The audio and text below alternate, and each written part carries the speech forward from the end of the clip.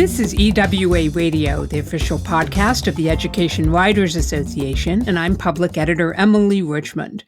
For millions of would-be college students and their families, the already complicated, stressful, and confusing process of applying for financial aid has reached unprecedented heights this year. That's because of problems with the free application for federal student aid, better known as FAFSA. The form was supposed to be easier this time around with the rollout of a new version. Instead, those efforts have backfired. Colleges and universities, already worried about declining enrollment, have seen their admissions process for the class of 2028 thrown into turmoil and uncertainty. Eric Hoover is a senior writer for the Chronicle of Higher Education, and he's been deep in this story ever since it broke earlier this year. He's here to help us make sense of the numbers, the impact, and where other education reporters should go from here. Eric, welcome back to EWA Radio. Happy to be here. Thank you for having me. It's been a few years since we've had you on. I apologize for the delay, but it's been busy for everybody, especially for you. That is true. There is always something to cover in the realm of college access and college admissions. And then came this year when we have a gigantic slow motion avalanche that is the FAFSA crisis of 2024. Yeah, I don't know what analogy is best here. Do we go with avalanche? Do we go with tsunami? Brouhaha? It feels like it's verging on the edge of a crisis. Right. Well, just today, there was a congressional hearing here on Capitol Hill, where I live in Washington, D.C., and the head of an association that represents financial aid officers at colleges and universities said in so many words that we are past the point of this being a hardship, a nuisance, an annoyance, and we are at the point now where it is passed into a full-blown crisis. And that is a crisis for students and parents, as well as for the good folks who work at the nation's colleges and universities.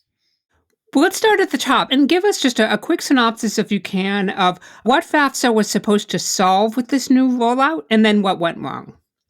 Yeah, I think it's helpful to just imagine the FAFSA, that is the free application for federal student aid, for a long time worried people, right? And that was because it was a fairly lengthy form, and nobody on this planet really enjoys filling out lengthy forms.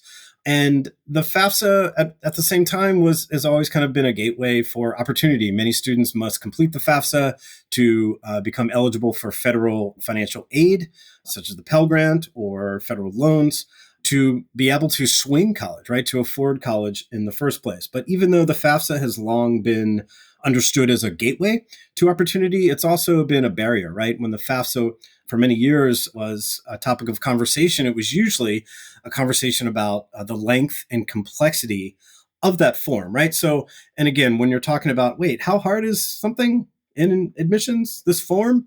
How hard is it? Great question. Another great question is, how hard is it for whom?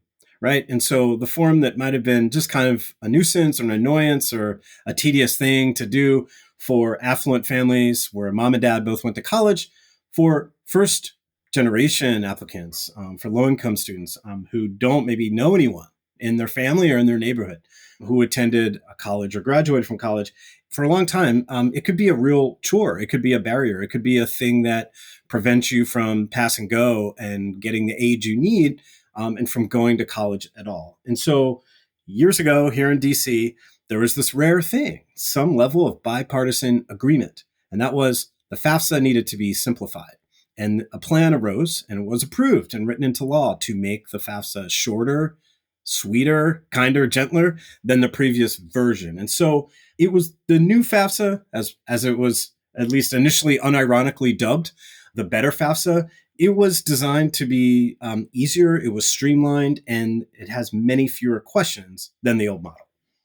Well, let's just explain for people who may not be familiar with this, but a couple of things have to happen for FAFSA to work. So you have the input part of it, which is students and families have to get together, submit information that they believe to be accurate about their family's financial circumstances, where they may be able to draw funds to pay for college, submit it to the feds, and then there has to be some sort of a review process, a fact check, if you will, just the way that you do your taxes for somebody to look at that form, either starting with an automated system that says, yes, the information you have supplied, we have reasonable belief that this is accurate. And that's where the problems arose.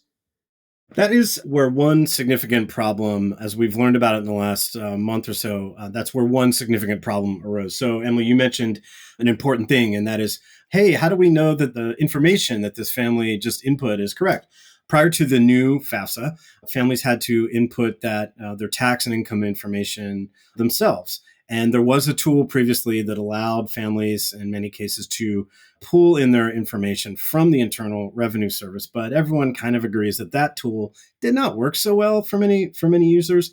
The new FAFSA, one major promise, one component that many people liked heading into this cycle was that in most cases, families could seamlessly pull their income and tax data directly from the Internal Revenue Service into their FAFSA and submit that, right? And that was expected or hoped for years that this would make things easier. And like pretty much everything else this year with the FAFSA, that part of the process has not been working smoothly at all, to say the least.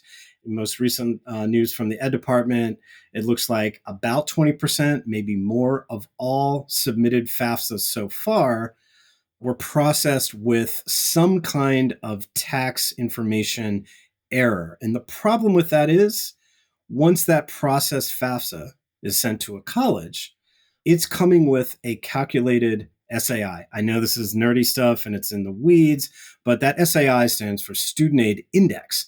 And that is the bedrock for determining a student's aid eligibility. And when colleges are assembling their financial aid offers, that number, the SAI, is crucial because it tells them something important about the family's financial standing. And right now, colleges are looking under the hood and saying, wait a minute, are you telling me that 20% or more of processed FAFSAs that I've received are based on like bad data, bad information, and that this now needs to be reprocessed, corrected, and reprocessed before I can feel good about that aid offer that I've just sent out to a family? What if it's wrong? So that's causing a lot of alarm.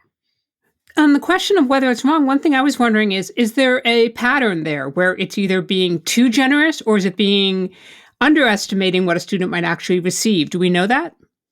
Yeah, it's a good question. My understanding is that the majority of FAFSAs that have some kind of tax information error that the education department has identified as in need of correction and updating, the majority of those corrected FAFSAs will result in applicants receiving less aid than the initial incorrectly calculated FAFSA was telling colleges that they would be eligible for. So most students, if their FAFSA is being recalculated, they might not ever know, but the original aid eligibility that was attached to their application will be decreased as a result of this massive kind of correction process that will be underway in the days ahead. We're focusing this conversation, I feel very appropriately, on the folks that are experiencing probably the most grievous potential harm, and that is students, families, and these institutions. But I just want to take a moment and say, boy, do I really feel for the feds right now, because nobody went into this overhaul with an intention to do harm or to make things worse. And they've got to be hugely disappointed and also freaking out. So I just got to say, I feel for them as well. Right. And I think that's fair. I mean, there are plenty of men and women who've been hard at work on building, or I should say rebuilding the FAFSA to make it the better FAFSA. It might well become the better FAFSA over time that really does live up to the promise, particularly when it comes to the redesign to the underlying federal aid process that the application itself is woven into. That redesign was intended to expand aid eligibility for many low-income students, to expand the number of students who are eligible for the Pell Grant, right? So these are all good intentions. But right now, that said, the story is things are fouled up, the clock is ticking, and OMG, everyone with a stake in this process has reason to sweat and fret. You say the clock is ticking. Give us a sense of what would be a normal timeline and a normal admissions year. What would be happening right now? We're talking, almost approaching mid-April. Right. So we're getting right now into mid-April. This would normally be, as a counselor I spent the day with a couple days ago, this would normally be, as she put it, crunch time, right? Where the rubber hits the road. This is the time of year where that counselor, working with a large population of low-income students, would be having her second and final round of conversations with students, and in many cases, their parents and guardians, saying, okay, look, we've got laid out on the table in front of us your 2, 3, 4, 5 financial aid offers. We're going to make sense of them. These are often very confusing documents. We're going to do an apples to apples comparison and have some straight talk about what your options are. What's the most affordable option?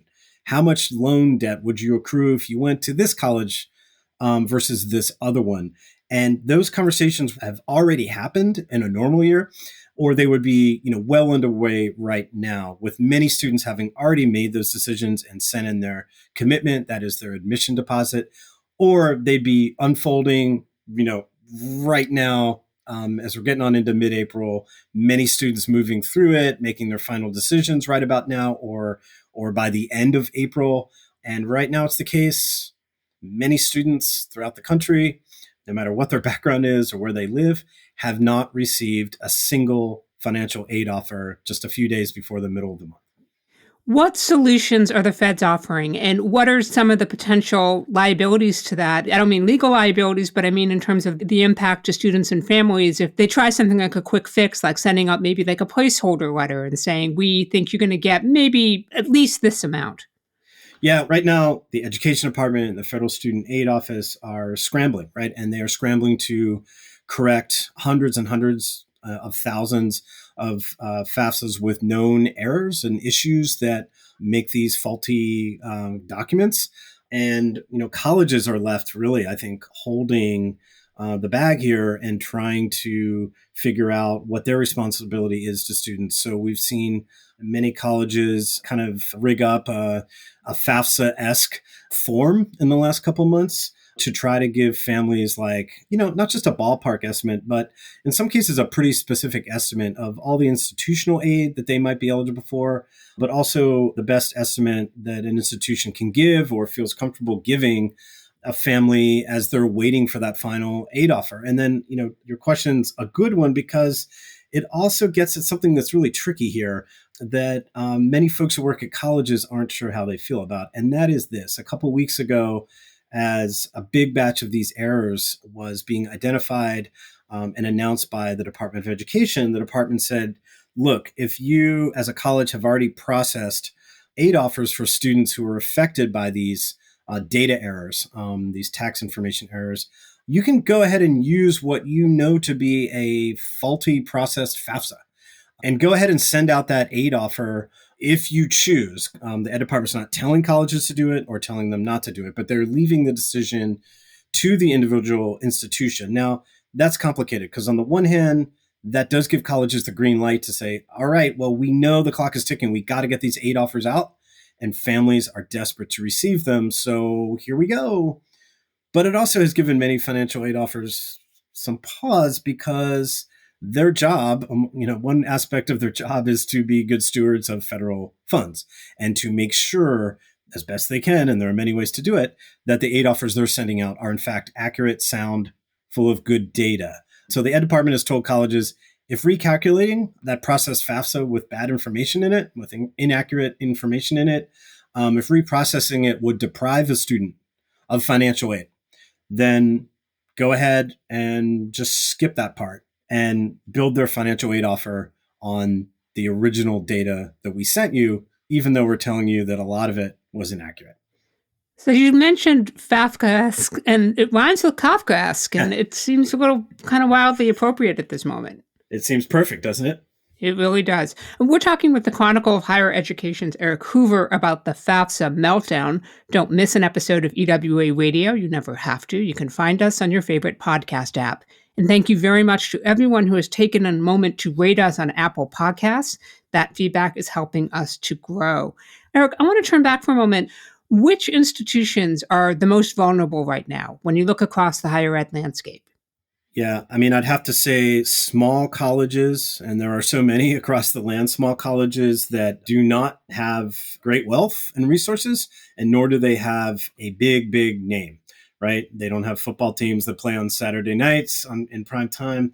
They don't have huge endowments. That is where the scale of FAFSAs that have been processed that are problematic and the continuing delays are really impacting colleges where if they fall 20, 15, maybe even 10 students short of the enrollment and net tuition revenue goals that they have set, it can be a real disaster, maybe even a at least temporarily crippling disaster financially. I've talked to a couple of enrollment leaders and college presidents at small colleges. We're talking like a couple thousand students, if not smaller, who believe that the longer this goes on, the more students they will lose who will just drop out of consideration of their school, perhaps even of college altogether, and that this could equal in a very immediate, real way harm, not just a dent in their budget, but people perhaps losing their jobs as a result. Because at so many colleges, as we know, if things are really tight, and even that one extra handful of students that you might reel in the springtime or over the summer can really make a huge difference financially. And so that's why many college presidents at small colleges are not sleeping well right now, not that they ever do. Let's talk about first generation students. Let's talk about students from low income households for whom even thinking about college may have been a stretch, may have been something that they had to build themselves up for emotionally, academically, to really get to this point. The discouragement could have a significant impact. That's what I've been reading. And you're reporting and excellent reporting by others.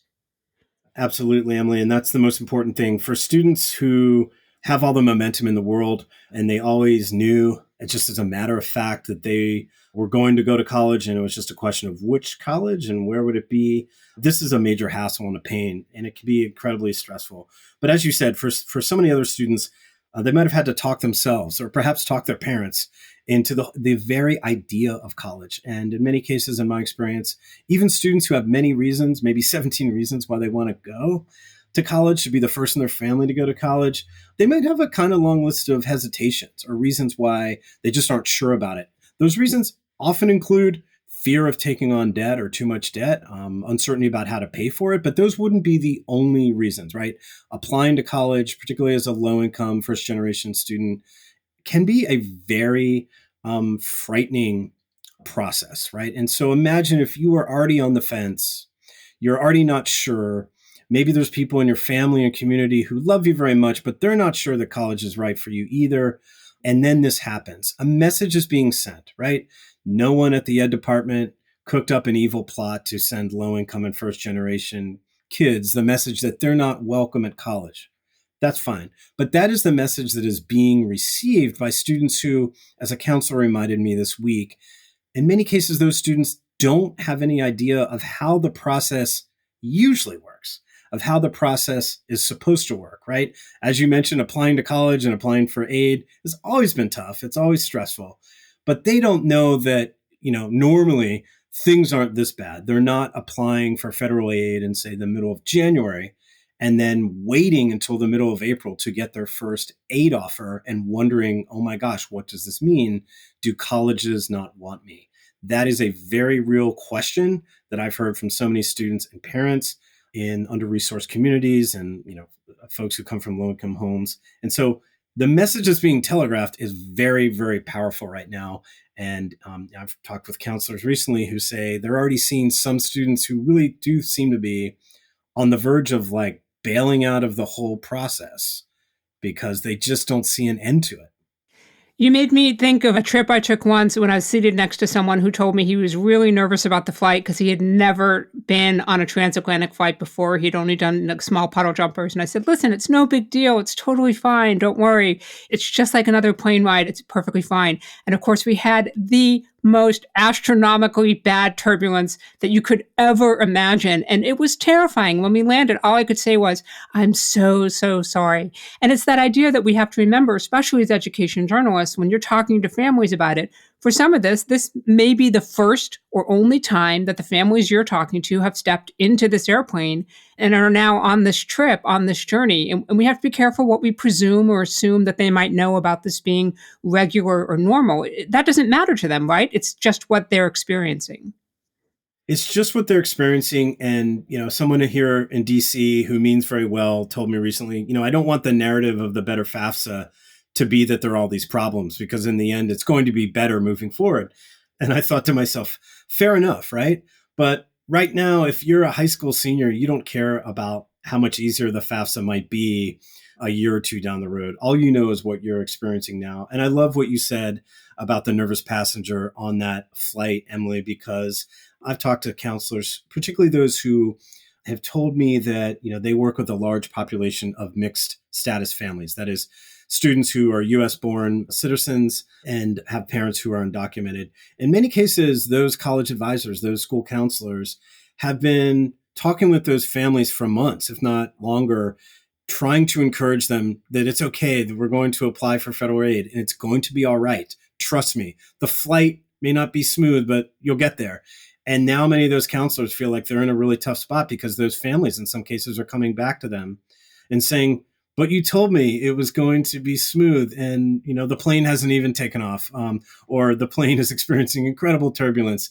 And that's really hard. And I think, all of us as education writers need to keep in mind that so many students maybe didn't have our own particular experience with any of this. Do you have a sense that there is a collective agreement among higher ed institutions that this was not a crisis of any of their individual making, and now they need to come together as a community and figure out where to go forward with this? Or is that fantasy land? I'd like to say that's what's happening. I just don't know that it is. I mean, we saw during COVID, I think more of a collective spirit, maybe not of collaboration, but of sharing of ideas and strategies like, hey, the world is shut down. Like, how do we do this? We're competitors, but we're also colleagues. Let's share best practices to engage prospective students and families, or to keep current students in the loop and make sure that they have what they need and have their needs cared for and tended to. What I see here generally is, sure, like a spirit of, hey, we're all in this crisis together among college leaders. But then again, colleges are taking very different approaches to how to handle this. I forget the last tally, 150 plus, or maybe it's many more than that now. Institutions, including many, many big name institutions, have pushed back their deposit deadlines to May 15th, pushing it back from May 1 to May 15th, or even to June 1st. But then, the next college, and many, many colleges are still at this point getting on mid-April, clinging to the traditional May 1 deadline if they have them. Many colleges don't, but many of the colleges, that get talked about the most do. And I think some of that is, I don't know, institutional stubbornness or delusion about how bad this problem is. I think some of those colleges really want to preserve their timeline, their admissions and enrollment timelines. There's a cascading effect on many other departments or divisions on your campus. If you push back a deposit deadline, even by a couple of weeks, there's a pecking order issue here, right? Some big name colleges that they know that they're in high demand have not pushed back their deadlines. I don't expect that many of them will if they haven't done so at this point. And yes, all of those colleges perhaps are saying to reporters and to high school counselors, look, we're not moving our deadline because we don't need to move it for everyone, but we will work with you. We will work with families on a case-by-case basis. If they need that extra time, we'll work with them. And I got to say, that message, I don't think, is resonating with the students who are have the greatest need and who have the greatest need to compare all the offers that they're going to get. They're not hearing that. It doesn't really compute. They're just clicking on the admissions website and seeing that it still says May 1 on there. And I think that could actually be an important vein of reporting what colleges are doing when it comes to deadlines. But either way, what else might they be doing? What kind of outreach are colleges deciding makes sense here to reach out to individual students, to broadcast messages on social media, to communicate with school counselors, college advisors, and CBOs? I'm going to guess that some colleges are doing a much more effective, perhaps much more humane job of that than others are. But I don't know. You've been on the beat for a long time. There are a fair number of education reporters out there who are also maybe first-time passengers on this airplane. So what advice do you have for them about things to be careful not to repeat or amplify in covering this story, where we can maybe help cut through some of the noise and help the readers, help the students and the families figure this out? Yeah, well, I mentioned a couple of things. I mean, one is, as any reporter would be extra wary of some of the happy talk coming from the Department of Education. I don't mean ignore what the Department of Education is putting out. They've been putting out a regular series of what are called electronic announcements, or EAs, that you can find on their website. And a big whopper of one just came out last night, conveying more information, pretty specific information about the scale of various problems, how big the batches of problems that we've identified about X are versus problems we've identified about Y. I would say there's a lot of interest right now in FAFSA submission rates. That is, how many students overall have filed a FAFSA at this point in 2024 compared with 2023. It gets real interesting and real kind of scary when you look just at the number of high school students, that is current seniors, the class of 2024, who have filed one at this point compared to last year. As of the end of March, 35% had, and that's a 27% drop compared to this time last year. But I guess my point here is, those numbers matter, but what do those numbers look like in the state that you work in and report in?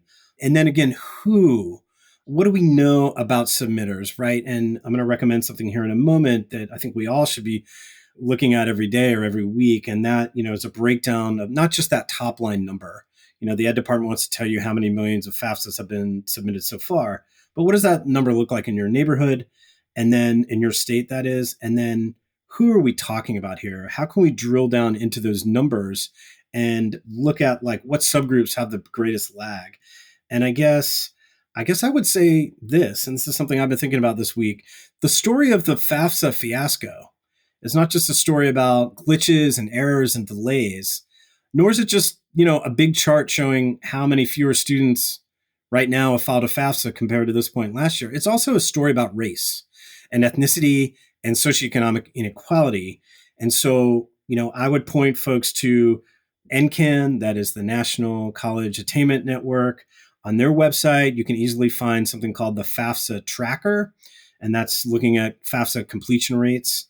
That might help you build a local or regional story that looks not just at what those numbers look like in your state, but can be a data point to hang perhaps some reporting in a good story about how, Black and brown students, first generation students are lagging way behind, right? If you check out the numbers in California in particular, you get a really good picture. So I would look at some of these national sources, and the NCAN FAFSA Tracker is a good one. Now, this is a mouthful, but if you're not already familiar with the National Association for Financial Aid Administrators and their website, that's NASFA, NASFAA, you should check it out. They do regular newsletters and updates on their website that I'm going to say can get pretty detailed, pretty in the weeds. But to my view, they do an excellent job of writing those updates about the latest FAFSA news, about affordability issues in a way that would be relevant to financial aid officers,